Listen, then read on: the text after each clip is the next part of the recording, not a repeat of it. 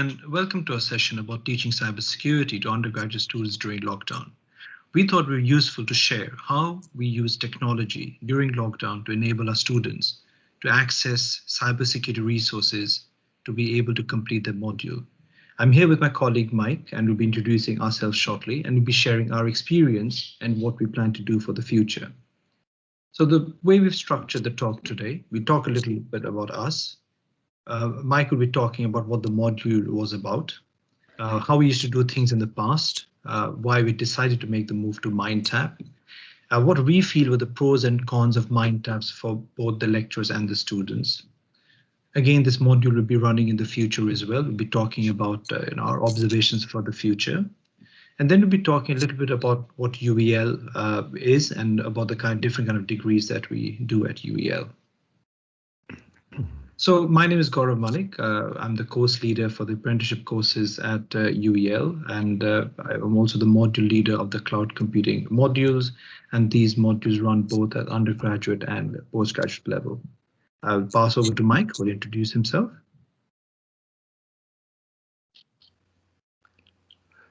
Thank you very much, Gaurav. My name is Mike Kretsis. I am the course leader of the BSc Computer Science course at the University of East London. And I also teach, along with Gaurav, one of our final year modules on the computer science degree called Computer and Network Security. And we're going to be sharing our experiences of that module with you today. Thank you, Gaurav. Thanks, Mike. So Mike is going to talk to you about what we used to do in the past. So Mike, and what the module is about. Okay, yes. So let me tell you a little bit about the module that Gaurav and I share. It's a level 6 final year module on the computer science degree, the title of which is Computer and Network Security. The purpose of the module is essentially twofold. What we're trying to do is to provide our students with a detailed understanding of the methods used by attackers to compromise computer system and network security. And once the students understand those methods, then what we then do is to move on to look at the various tools and techniques that can be used to protect computer systems and networks from attack. So, for example, we'll look at a variety of technologies, including things like firewalls, intrusion detection systems, anti-malware, so on and so forth.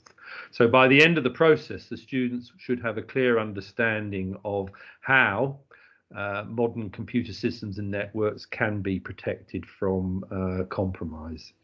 Now, the module itself is actually based very closely on CompTIA's Security Plus qualification. So upon completion of the module, students will have covered the vast bulk of the syllabus and will be able then to take the examination. I'll hand back now to Gaurav. Thanks very much, Mike. So, Mike, again, it's worth sharing with our listeners about how we used to do things in the past. Okay, so up until this year, what we did was we would run all of our laboratory sessions, which are an important part of the module, obviously, and we would run those sessions in-house in our dedicated laboratories. Now, in order to make these labs work and work effectively, we've relied very heavily on virtualization technologies, and in particular VMware's workstation software. So by installing VMware Workstation on our machines in our specialist labs, we're able to create a virtual network inside of which we can run a variety of virtual machines. We can combine those virtual machines into a single network and carry out a range of experiments which would otherwise have had to have been organized or run on a physical network. Now, the problem with that, of course, is that it has security implications. We do need to be extremely careful in terms of what we do. We need to avoid, wherever possible, anything leaking out onto the university's corporate network. So the virtualized environment did provide us with a very, an environment which we were able to isolate from the rest of the world, and students were therefore able to conduct a series of activities in safety. Now, the problem, unfortunately, with that kind of setup is that it requires an immense amount of maintenance. So we rely on technicians to create all the various virtual machines, to maintain them and to maintain the virtual networks. And that imposes a significant overhead. And that's one of the reasons why we've recently looked at alternatives. So I'm going to hand you back now to my colleague Gaurav, who will tell you a little bit about what we've done this year. Thanks very much, Mike. So the move to Mindtap is something that we were considering in previous years as well. And I suppose lockdown was the catalyst that got us to move, because again, as Mike said, we are a face-to-face university. We have physical labs. We have about 200 specialist machines for our students. That is over and above the generic machines that are available to our students. So investing in cloud-based virtual labs would not be the first thing that would come to mind, for a face-to-face teaching university, and again for the reasons that Mike outlined. So the move to Mindtap was, pretty much driven by lockdown, and for us to be able to offer our students, the ability to carry out these labs remotely. Now, it's worth bearing in mind that students have different kind of computers at home. Not everybody possesses a computer as well. So, just asking them to download VMware and very heavy duty, images on the machine was not a suitable solution. The other option that we looked at was for students to be able to access the machines remotely, our physical machines. But that, as you can appreciate, has issues with latency, with issues with security, and again, these people need to have a computer. So in the research that we were doing, we're looking at various solutions, and as it turns out, the solution was staring us in the face, because we use a book by the publisher Cengage, right? And the book has, accompanying the book is Mindtap, which has within it a variety of resources. One of them is the ebook itself, interactive quizzes. But most importantly for me and Mike, what got us very excited, and again, bearing in mind me and Mike come from a generation who were the first people to see the benefits of virtualization. So, pardon us if we get very excited by these things, was the ability for students to access this fantastic lab setup just using a browser. So by using Mindtap, we were able to deliver the labs remotely. What it meant is that, again, compared to previous years when students would only have access to the specialist labs at a limited time, because obviously these labs are in huge demand, they were able to access them on demand 24 hours a day. So if students were unable to finish their labs in the time that me and Mike were teaching, they were still able to complete the task afterwards. And the configuration was quite complex because you had a variety of different machines. And as you can see from the screenshot, there was a Windows 10 machine, there was a Windows 2000 server. So all of these things were already pre-configured, and all students needed to have was a browser to be able to access it. And again, as I said, I think maybe the students coming from a generation who were born with the iPads, iPods, and whatnot, maybe they did not appreciate the technology behind it as much as Mike and I did. And so it worked very well because there was, again, as Mike said, we have technicians who would support our lab, for the physical delivery. And that means, removing hard drives and other bits and bobs so people can use other technology in the lab as well. So the zero maintained in-house was brilliant, right? And, and as I said, the cloud-based ability to access the machines was fantastic. Now, so it worked quite well. And again, you can see, what we had is, so in previous years, we would have, support sessions with the students, with the lecturers on hand to help them. And what we had over here, our support sessions were done using Microsoft Teams, is our platform that we use to carry out remote learning. So so Mike and I would kick off a lab session on Microsoft Teams, ask the students to carry out an activity, and then review that activity to see how they got along. And behind the scene, we were able to see what students were doing. So if somebody did say, I've completed it, we could say, well, you haven't, because I'm able to see through Mindtap's system that, you still need to complete a task. And I think that got them, gave them the motivation to do stuff. But I think as the module progressed, the students really saw the value of what they were getting through this fantastic technology. So now that we are going back to face-to-face teaching, Mike and I had a conversation about do we need to invest in this technology? Because again, it comes at a cost, and again, reminding people that we have an investment in physical machines. But I think if we look at the students' comments, so again, this is a review that we carry out after the completion of each of the module, right? So students really enjoyed the materials, they really enjoyed Mindtap, right? So I think from the students' point of view, they found the ability to do these activities really useful. I think we did not tap into the whole plethora of services available through Mindtap. So I think as we go into doing this module in future years, we use a grading capability offered by Mindtap.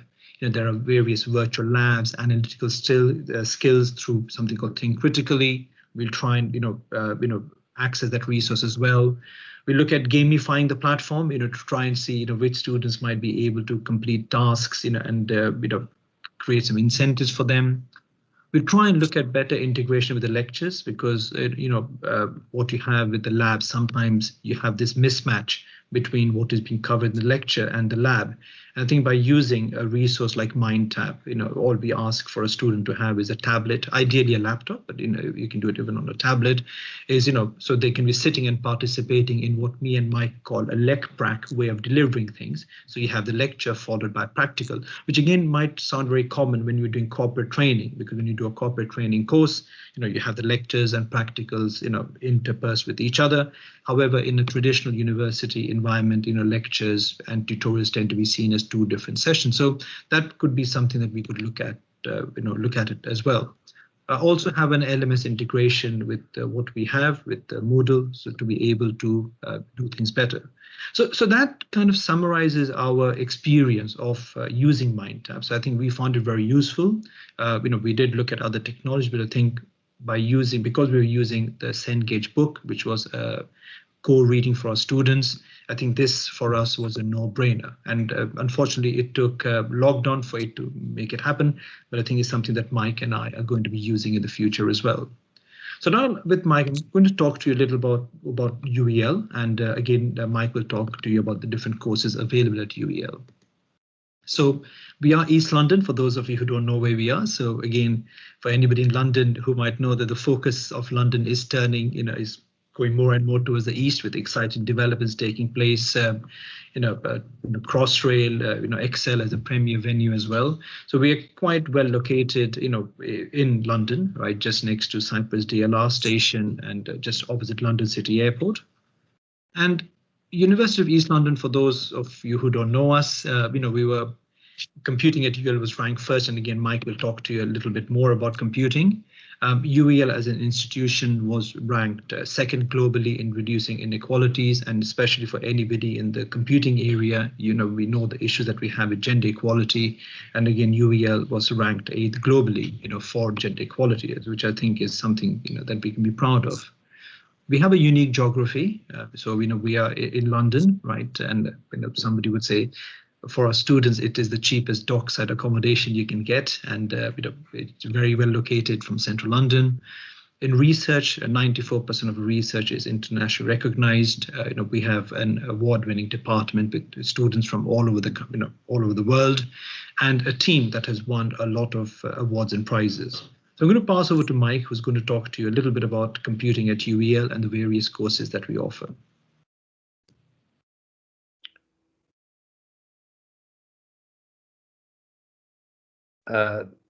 Thank you very much, Gaurav.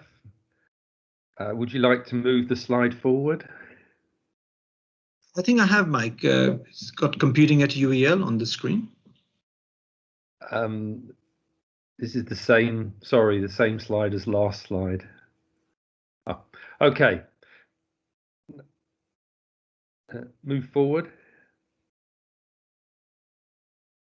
Okay. Thank you very much, Gaurav. So let me say a few words about the various courses that we offer here at the University of East London. So on this slide, you can see on the left-hand side a summary of the courses that we offer at undergraduate level, and on the right-hand side, we've got a summary of those courses at postgraduate level. So let me say a few words firstly then about undergraduate level. So we've got a number of different courses, including cloud computing, computer science, and computing for business, and data science and artificial intelligence as well. Those are all courses that we offer as full-time, 3 years, part-time, 5 to 6 years, or in sandwich modes, in which case you can undertake a year-long industrial placement between years 2 and 3. And all of those courses involve at least one module in the area of cybersecurity. Now, we also have a course called Applied Computing, which is what's known as a top-up degree. So it's intended primarily for students who've already got an HND type qualification, so a 2-year qualification from another institution. And this course enables them to come to UEL, study for 1 year and convert it into a degree. And as part of that course, there is a cybersecurity module as well. Now, the main reason we're here today, of course, is to talk about cybersecurity. So let me just say a few words then about the cybersecurity and networks degree that we offer. So like our other degrees, this can be studied full-time 3 years, part-time 5 to 6 years, or in sandwich mode 4 years. And as the name suggests, it is really a combination of two things. It's a combination of cybersecurity and a combination and networking. Okay, so as part of the degree, roughly half your time will be spent studying sort of dedicated cybersecurity modules, and the remainder of the time will be spent studying dedicated networking modules. And the argument is roughly along the lines of, if you want to work in cybersecurity, then you need to have a very detailed understanding of how networks work, because in most cases that is the source of attack. So if you don't understand how those networks function, you're going to find it much more difficult to secure your networks.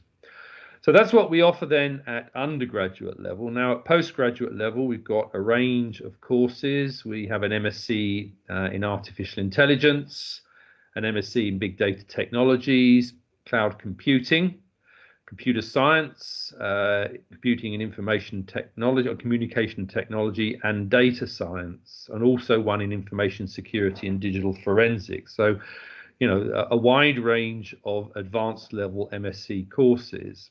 And some of them, in particular, the MSc in computer science and the MSc in information security and digital forensics, can be studied not only as a 1-year full-time course, but also as a 2-year course, either part-time or 2 years full-time, including a 30-week industrial placement. And that has proved to be, that option to do the industrial placement has proved to be very popular.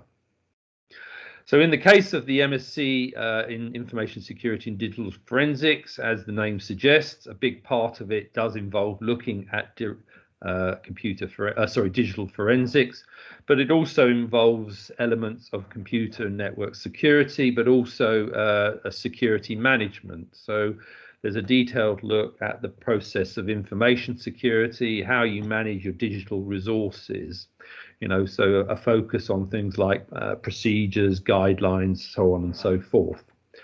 Now, we also, as a department that specializes in information and computer security, we also run a professional doctorate.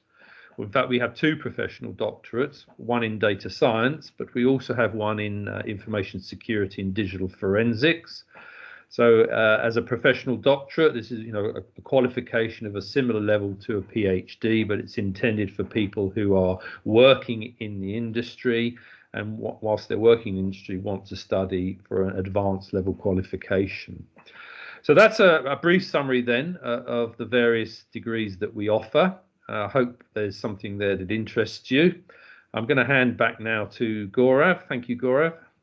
Thanks, Mike. So talking a little bit about computing at UEL. So again, what you will see over here, we will rank first, for student satisfaction. You can see over here, we have an award-winning team which has won, and this was voted by our students, which came first across the institution. And again, our staff are involved in quite a few different, activities. And then again, the certificate you're seeing below is a recognition of that expertise which our staff have. And speaking about the expertise, again, I'd just like to ask Mike if he was able to spend a minute talking about the cybersecurity expertise at UEL. Thanks, Mike.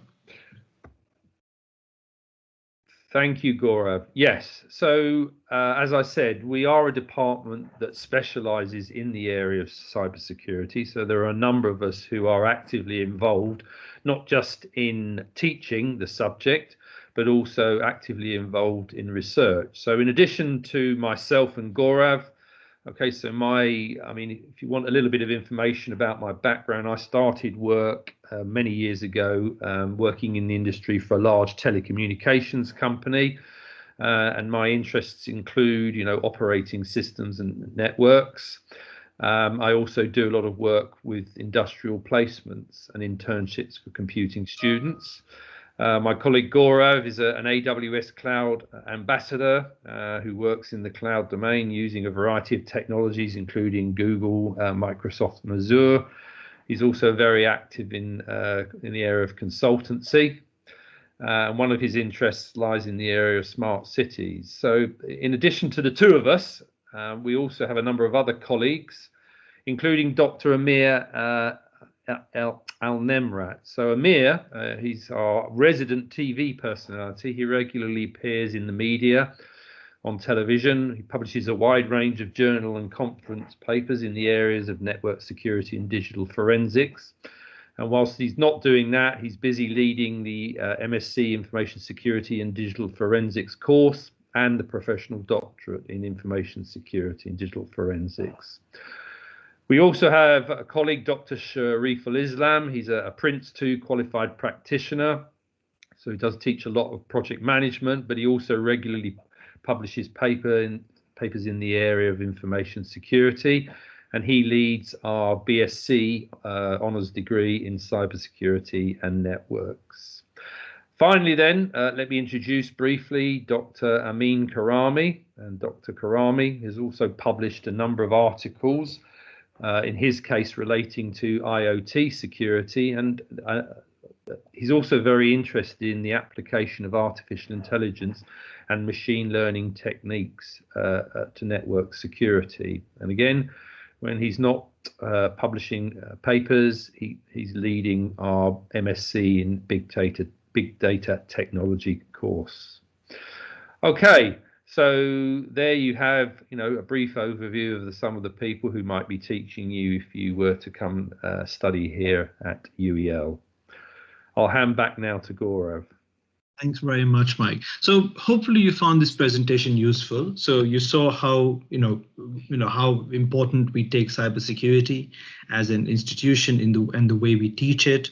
How we were able to use technology, and how sometimes when people look at disruption and all of these words, sometimes it takes a disruption for things to happen. And for us, that disruption was a lockdown for us to leverage the use of Mindtap.